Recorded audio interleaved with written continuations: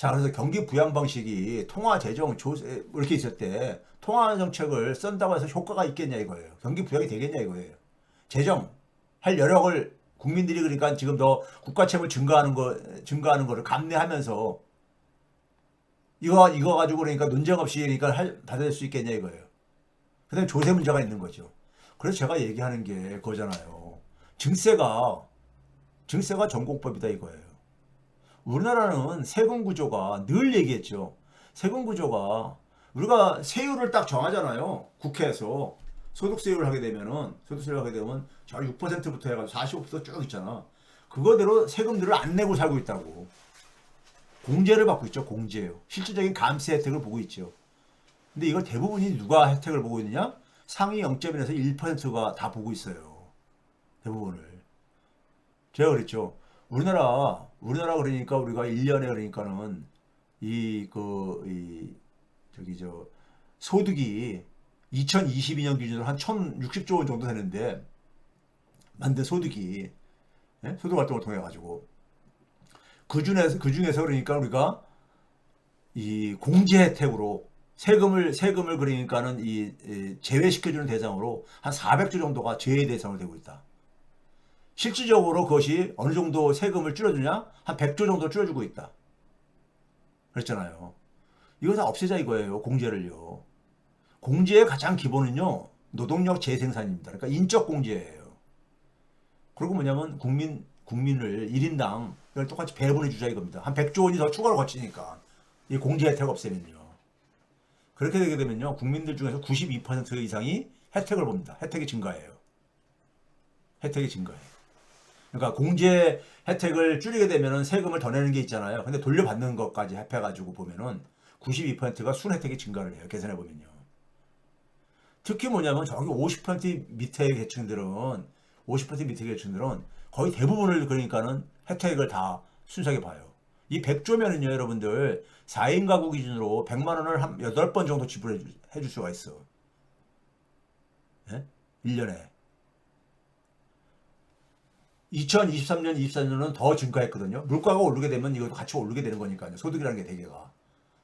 예? 이게 2022년 기준으로 한 100조가 더 그러니까 이게 확보가 되고 이걸 한 8번 정도 지원이 가능한 거라고요.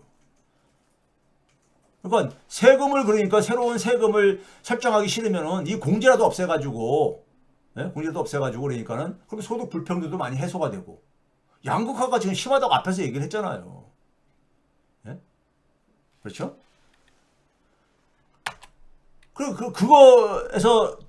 그것에서 혜택을 누리다 보면요. 그 다음에 우리가 사회소득을 지급할 사회소득세도 도입하로 확장해 나갈 수가 있죠. 국민들이 이거 세금을 더 도입한다, 새로운 세금을 도입한다고 해서 피해 보는 게 아니구나. 대부분 국민들한테는 예? 이렇게 되잖아요. 법인도 마찬가지고요. 예? 법인세도 여러분들 상위 0.1% 법인들이 혜택이 대부분이 집중되어 있습니다. 예? 지금 우리가 자영업자들 제가 이거 얘기 맞잖아요. 또 하나가 뭐냐면 금융 문제입니다. 자영업자 대출이 지금 그러니까 비상계엄 이전에 9월 말 기준으로 1064조 원을 돌파했잖아요. 1064조 원. 이들이 그러니까는 사실은 계속 가는 게 뭐냐면은 금리를 내려봤자 조금 내려봤자 큰 도움이 안 되져요. 네? 빚이 계속 증가하고 있는 상황이잖아요. 여기에 그러니까는 한국은행의 금융중개 지원대출 제도를 연계시키게 되면은 상당 부분을 그러니까는 금리 비용을 낮춰줄 수 있고 금리 비용 낮춰주는 대신에 그러면 이 최저임금을 노동자들의 임금을 인상시켜줄 여력이 지금보다 시간당 그러니까는 3,200원에서 4,600원 정도까지 그러니까 올려줄 그러니까 여력이 생긴다 이겁니다. 그래가지고 자영업자하고 최저임금 대상자가 같이 사는 방식으로 같이 살 수가 있잖아요. 예? 금융을 제대로 활용을 하게 되면요. 자, 정치 리스크는 이제부터 그러니까 본격적으로 경제에 작용할 텐데요. 비상계엄 이후에 경제 심리 지수가 급락했잖아요. 가뜩이나 100 이하를 쭉 행보하던 것이 90대에 있었는데 이게 80대로 쭉 내려왔잖아요. 80대로까지 쭉 추락했잖아요. 그렇죠? 80대로 추락했어. 그런데 여러분 여기서 봤을 때 우리가 이런 말 있죠. 지금 보게 되면 다주택자 양도세 중과 유예 1년 더 연장 이거 이제 거의 확정됐죠. 국회에서요. 이거 보게 되면 제가 한국과 일본의 주택 가격이 일본의 그러니까 부동산 시장 버블이 빠졌을 때하고 비슷한 추세로 지금 이제 이렇게 가고 있다 했잖아요. 가고 있다 했잖아요. 이게 최근 저기 저 기간까지 업데이트한 겁니다. 한국과 중국과 일본의 주택 가격 추이를 보게 되면요. 이게 지금 보게 되면 중국이 지금 그러니까는 저기 저 그 위에 툭 튀어나온 게 올라간 게 중국인데 그린 색깔 비슷한 게 나온 게요. 나온 게 가는데 이 그 한국이 한 저기 떨어질 때는 중국이 지금 그러니까 일본 떨어진 것보다 빨리 떨어지고 있습니다. 떨어지고 있는데 올라갈 때는 상당히 느리게 저기 저 올라간 대신에 빨리 떨어지고 있고 한국이 굉장히 일본과 비슷하게 되고 있다는 얘기고요. 그 다음에 여러분들이 볼 때는 이런 게 있어요. 아, 내년에 주택 공급이 많이 줄어들게 되고 건설 경기도 안 좋고 그러니까 주택 공급이 줄어들게 되면 주택 가격이 오르지 않겠느냐. 그런데요, 일본의 교훈을 빌려서 보자면요. 1963년도부터 2023년까지 주택 공급과 주택 가격가를 보게 되면요.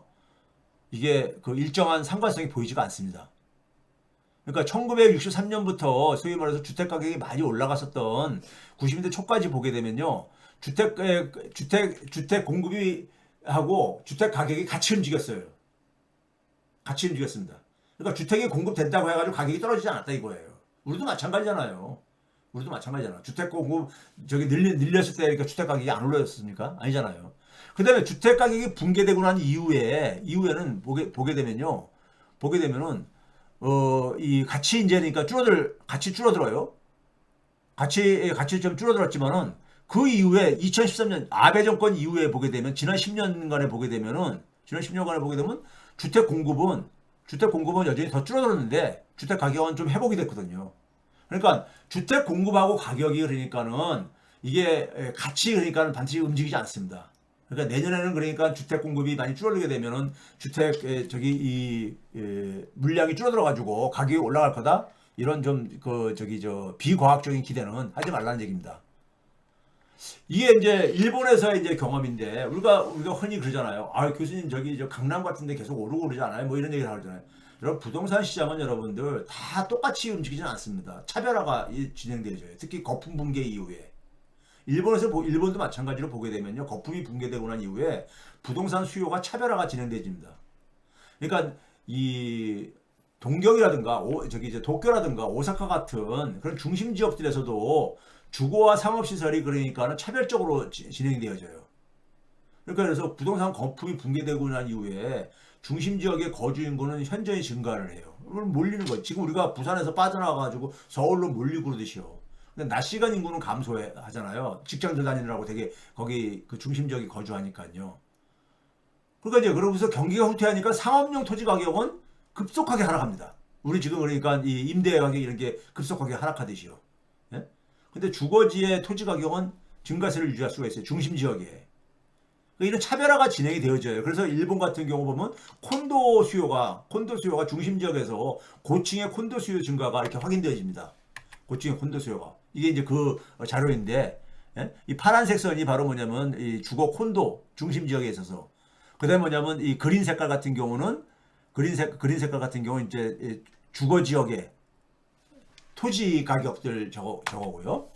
우리나라 한번 봐보세요. 우리나라도 보게 되면 지난 10년 넘게 중대형 상가 임대 가격은 많이 이렇게 지금 하락하고 있잖아요.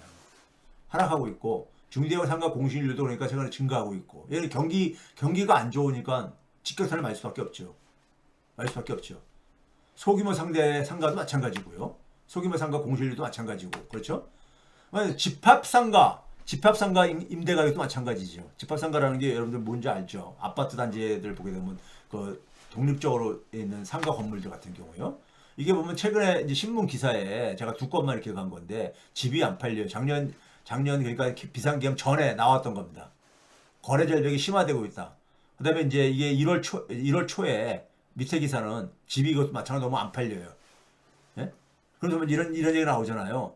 매물이 적체되고 있고 공인중개업자들이 줄 폐업하고 있다. 뭐 이런 기사들이 나오고 있잖아요. 이거 뭐 당연한 겁니다. 당연한 거야. 그럼 기본적으로 부동산 시장을 바라보는 시각은요, 여러분들. 우리가 부동산 시장은요. 가장 정상적인 건 뭡니까? 소득이 증가하고 인구가 증가하면은 자연스럽게 그러니까는 부동산 수요도 증가합니다. 가격도 증가하고 이건 정상적인 거예요. 그러니까 경제 성장이 되면서 소득이 증가하고 일자리가 증가하게 되면은 결혼율도 증가하고 출산율이 올라가면 자연스럽게 부동산에 대한 수요도 증가하죠. 이건 굉장히 정상적인 수요예요.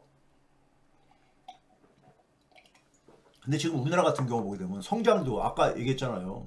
성장률이 2%대인데도 개인 소득은 감소하고 있다.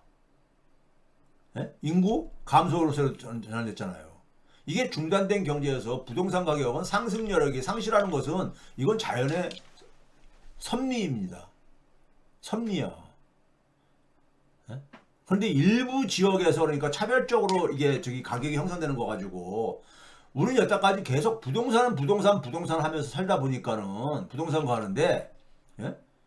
부동산이 호황이 지속될 수 있는 물적 토대가 지금 사실 다 붕괴돼 버렸잖아요.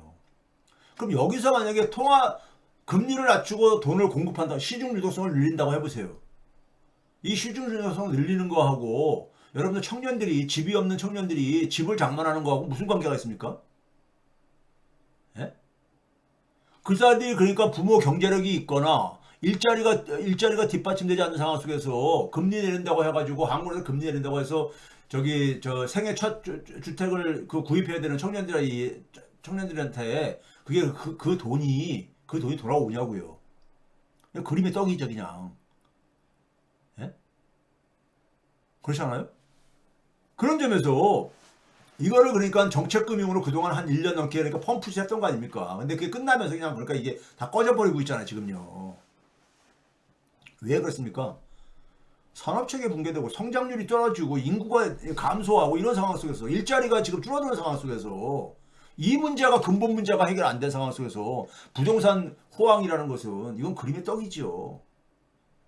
그림의 떡이죠. 그러니까 그런 상황 속에서 일부 부동산 시장이 그러니까는 차별적인 수요가 이렇게 발생할 수는 있죠. 근데 그걸 호황으로 연결짓는 것은 이건 혹세무민의 논리죠. 계속해서 뭐냐면은 투기 세력들의 혹세무민 논리인 겁니다. 예? 대한민국은 저는 부동산에 대한 이것은 생명이 사실상 거의 지금 끝나가고 있는 겁니다. 부동산에 대한 이거는. 그러니까 이게 부채 모래성의 상징이잖아요. 이건 끝난 거예요. 예? 문제는 뭐냐면은 아까 얘기했듯이 우리는 소득 대비 자산의 비중이 너무너무 높은 나라야. 그럼 그러니까 자산의 구조조정이 생길 수밖에 없잖아요. 생기면은 자산도 특히 뭐냐면 부동산 자산의 구조조정은 굉장히 충격적으로 나타날 수밖에 없습니다. 금융자산은 현금화가 용이하잖아요. 근데 부동산 자산은 현금화가 어렵습니다. 그렇기 때문에 더 과격하게 진행이 되어져요. 구조조정이 될 때는. 그러면은 소득 증가도 안 되는 상황 속에서 부동산 자산까지 그러니까 같이 하락하게 되면은 우리나라 대한민국 그러니까 중산층들은 직격탄을 맞을 수밖에 없습니다. 그렇게 되게 되면은 대한민국 내수는 더 붕괴될 수밖에 없고요. 내수는 붕괴될 수밖에 없고요.